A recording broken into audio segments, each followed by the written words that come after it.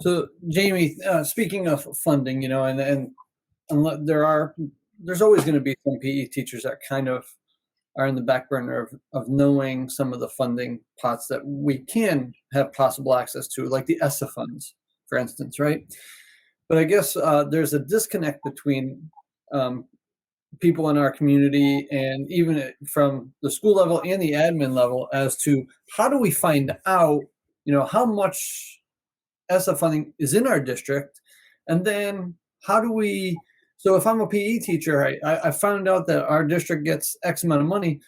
Then how do I find out how I can have access to it? Yeah. Again, Shape America has some great resources underneath their advocacy section.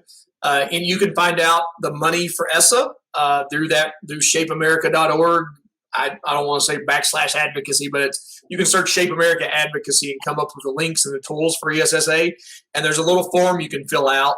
We've done a number of additional tools and blogs that we've done through ETR for ESSA. So we have some tools and resources that anybody can reach out to me, and I'll be glad to help navigate any of your listeners through that process, including the ESSER funding. So that's an additional part to the ESSA. That's the part of the COVID relief funding. There's a lot of non-discretionary spending.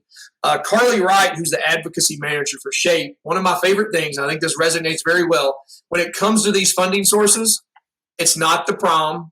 Don't wait to be asked. That's the most critical message, is that there's not somebody that's going to show up at your door very often and say, here's this funding source. You've got to be proactive in engaging your federal program coordinator, your curriculum coordinator, and talking about your needs and talking about how to access that. And so that is a skill you've got to learn, but it's an important, and I think every success story we have out there, it comes from that person that connects that conversation. And I don't know if Kim's shared with me stories.